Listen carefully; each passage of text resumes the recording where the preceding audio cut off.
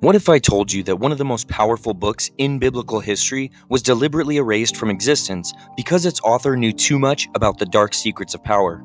We're talking about a prophet who had unlimited access to King David's private conversations, his family disputes, his political decisions, and his personal struggles. A man who witnessed events that shaped Israel's entire history. His name was Nathan, and his complete writings contained information that ancient authorities made sure vanished forever. Welcome aboard Arnie's Brain Train. I'm Alex Arnold, and today we're figuring out why Nathan the Prophet's book had to disappear. Real quick housekeeping, I'm not claiming to have cracked some secret code or discovered hidden messages in my breakfast cereal or anything like that. I'm just a curious researcher who reads academic journals and finds patterns in historical evidence. Shocking behavior, I know. If presenting research counts as making claims, then every college professor is apparently a wild conspiracy theorist. You will also see AI images throughout the video. If that sends you into a technological panic, perhaps consider that humans have been using tools to create visual representations for thousands of years. This is just the latest tool. Breathe. This video also examines controversial aspects of biblical history using scholarly sources. If learning something that challenges popular narratives upsets you, that sounds like a personal growth opportunity. So, my bad for providing education instead of confirmation bias. In this video, we're going to be talking about a book that was cited in the Old Testament itself, mentioned alongside other historical records, yet somehow vanished without a trace. This is a part of an ongoing series about lost biblical books. If you caught our recent deep dive into the book of Samuel the Seer, you know that we don't pull punches when it comes to presenting academic research about what ancient authorities didn't want preserved. We've also explored the Book of the Wars of the Lord, the Acts of Solomon, the Book of Statutes, and the Book of Jasher, each revealing how inconvenient historical evidence gets systematically ignored. Every single piece of evidence that I present will be listed in the description or in the pinned comment below, and they come from peer-reviewed academic journals, established biblical scholars, and authoritative historical research. We're talking about sources from Cambridge University Press, Biblical Archaeology Review, and world-renowned textual critics. So you can verify everything that we discussed today using the same academic standards applied in any university. By the end of this journey, you'll understand not just what happened to this text, but why Nathan knew too much for his own good, and what that means for biblical history. Plus, I'll show you connections to other lost books that reveal a pattern of historical manipulation spanning millennia. Let's dive in.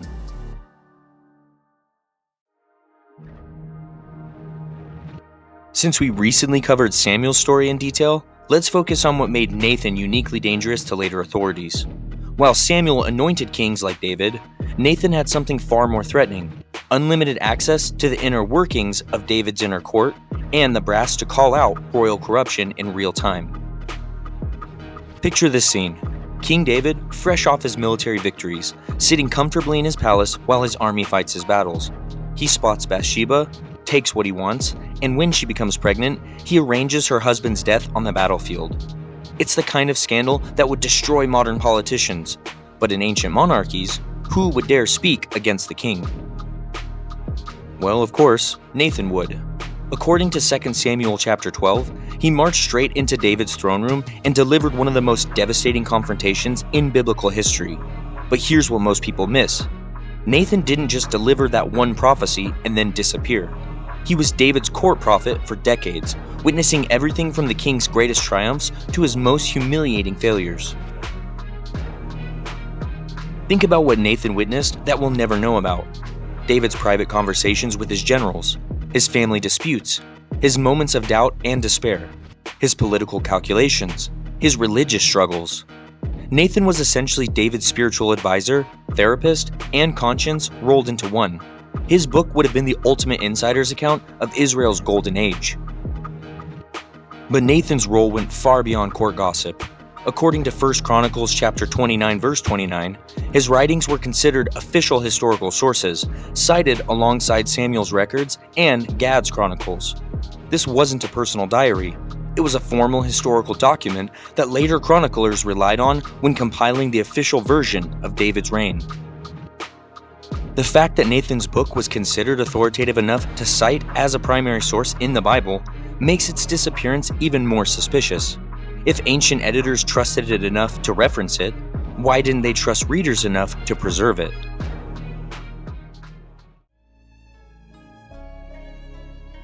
Here's where things get interesting, albeit speculative. Based on the scattered clues in existing biblical texts, scholars have pieced together what Nathan's complete records might have contained. First, the unfiltered Davidic covenant. We know from 2 Samuel chapter 7 that Nathan delivered God's promise that David's throne would be established forever, forming the foundation of messianic expectations for both Judaism and Christianity. But was that the complete prophecy? Nathan's full records might have included specific details about timing, conditions, or consequences that later editors found too problematic to preserve. Think about it this way. If Nathan's prophecy contained specific predictions about when the Messiah would come, what would happen if those timelines didn't align with later theological developments? It would be much safer to preserve only the general promise and let each generation interpret it according to their own expectations. Second, court intrigue involving David's family life. Amnon's rape of his half-sister Tamar, Absalom's revenge murder, Absalom's rebellion against his father, Adonijah's failed coup attempt, and Solomon's consolidation of power. But here's the big difference that we would see between Nathan's perspective and what we read in Samuel and Kings. Nathan was recording events as they happened, not as later editors wanted them remembered. His book might have revealed David's role in family disasters that the official version glosses over, or exposed political machinations that would have damaged the royal family's reputation. Third, and perhaps most dangerously, prophecies about other nations and future events. Nathan wasn't just concerned with Israel's internal affairs. As a prophet, he would have received revelations about surrounding kingdoms, future wars, and international politics. If his predictions about specific nations or events proved embarrassingly wrong, or if they revealed sensitive information about Israel's military strategies, there would be strong motivation to suppress those records. And fourth, religious practices and beliefs that evolved over time. Nathan lived during a period of theological transition, when Israel was moving from a loose confederation of tribes to a centralized monarchy with a formal temple system. His records might have preserved earlier religious traditions, alternative interpretations of divine commands, or theological debates that later authorities decided were heretical or confusing. The tragedy is that we're not just missing one man's opinions. We're missing authoritative religious and historical records that were considered reliable enough to cite in chronicles in the Bible. This wasn't fringe material. It was mainstream historical documentation that somehow became too dangerous to preserve.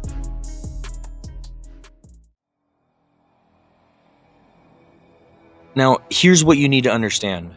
Nathan's disappearance isn't an isolated incident.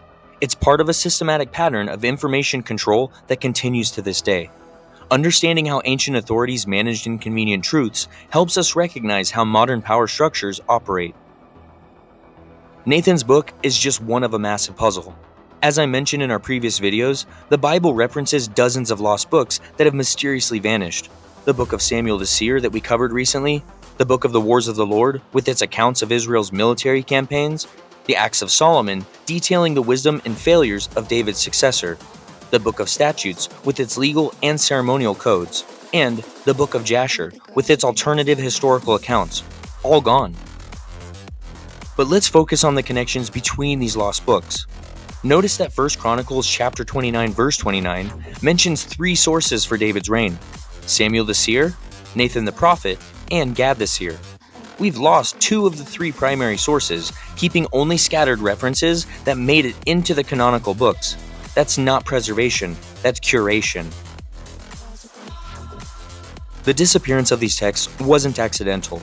It was systematic editorial control. When the Hebrew Bible was being compiled during and after the Babylonian exile, editors faced a critical decision. Which version of Israel's history should survive?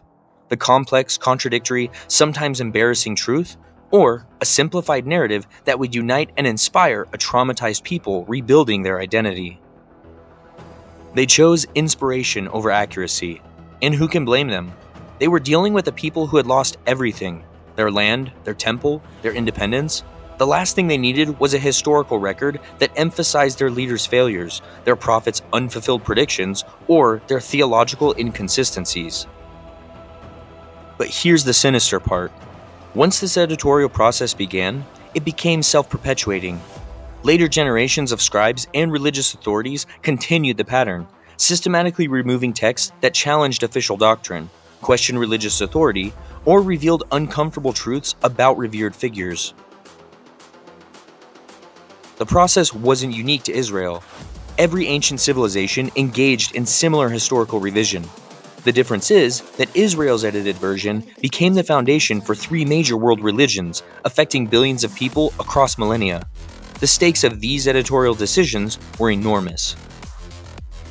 So what are the implications? If authoritative religious texts could be systematically edited to remove inconvenient material, what does that say about the reliability of any historical narrative controlled by institutional authority? Nathan's Lost Book isn't just ancient history. It's a case study in how truth gets managed by those in power.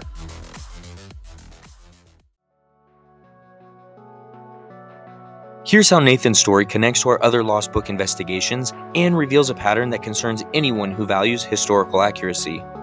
The Book of the Wars of the Lord that we explored earlier contained Israel's military history. Gone. The Acts of Solomon documented the reign of Israel's wisest king, including his descent into idol worship and oppression. Gone. Each disappearance serves the same function, protecting institutional authority by eliminating evidence of fallibility, contradiction, or moral complexity. Nathan's book represented perhaps the greatest threat of all because it contained direct revelations from God that might have contradicted later theological developments. But here's the connection that deserves the most attention. This pattern of systematic information control didn't end in ancient times. Modern institutions, governments, corporations, religious organizations use similar techniques: selective preservation, strategic omission, and gradual erasure of inconvenient information. The biggest difference is scale and speed. Where ancient editors needed generations to erase problematic texts, modern authorities can memory hole information in real time.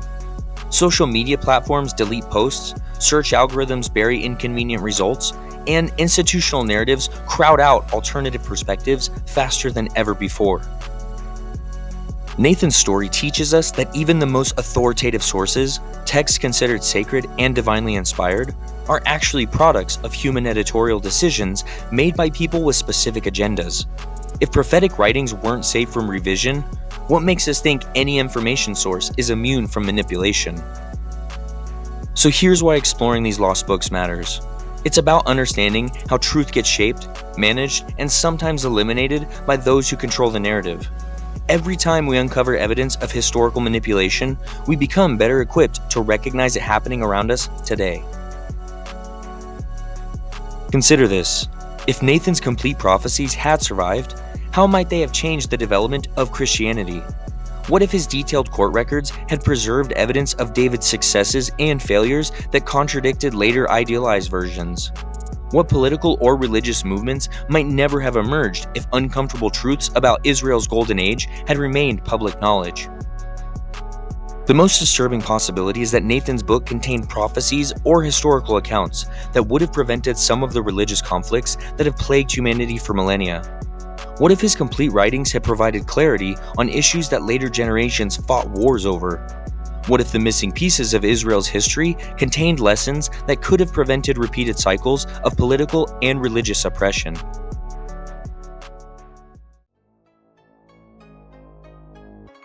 Well, at the end of every video, we like to connect all of the dots. Let's talk specifically about some of our Lost Book series from the Bible.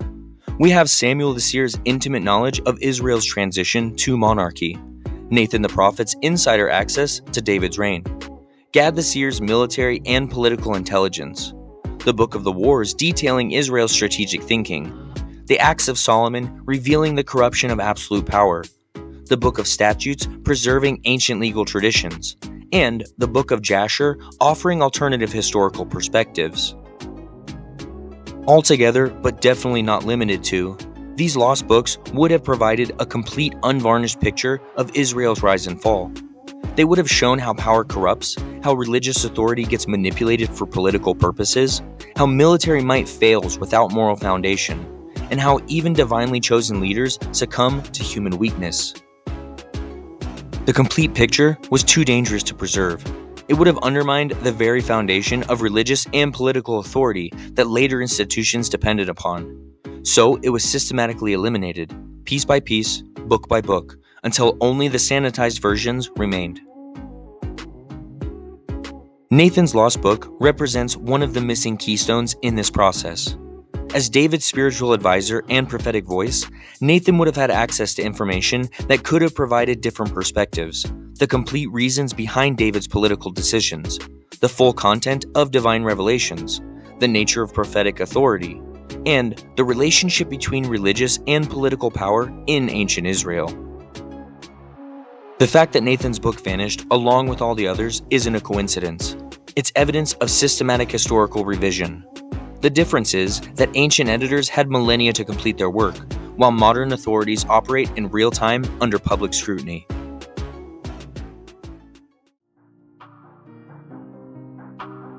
The Lost Book of Nathan the Prophet isn't just ancient curiosity. It's proof that even the most sacred and authoritative texts we possess are actually survivors of a complex filtering process designed to preserve institutional power while eliminating inconvenient truths. Nathan's story connects to all of these other lost books in the Bible. They all represent voices that were too honest, too revealing, or too dangerous for later authorities to preserve. Whether it's Samuel's unfiltered account of monarchy's dangers, Nathan's insider knowledge of royal corruption, or Solomon's documentation of wisdom's limits, each disappearance serves the same function, protecting institutional narratives from uncomfortable realities. We see this pattern today in every institution that controls information. Understanding how Nathan's prophecies were erased helps us recognize how modern authorities shape narratives, control access to information, and eliminate perspectives that threaten established power structures. The most important lesson from Nathan's Lost Book is this: if writings by someone who spoke directly with God could be deemed too dangerous to preserve, then no information source is immune from manipulation. The texts that we consider most authoritative and sacred are actually the products of very human decisions about what future generations should and shouldn't know. That realization should change how we approach every source of information, every institutional narrative, and every claim to authority. Nathan's Lost Book reminds us that the truth is always more complex, more uncomfortable, and more dangerous than the sanitized versions that we're given.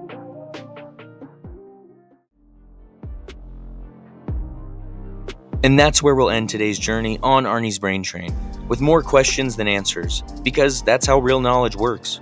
We've explored how one of history's most important books vanished, why that disappearance was part of a systematic pattern, and what it tells us about how truths get managed by those in power across all of human history. If you want to see me improve any aspects of these videos, or if you have suggestions for future mind-bending topics, let me know in the comments below.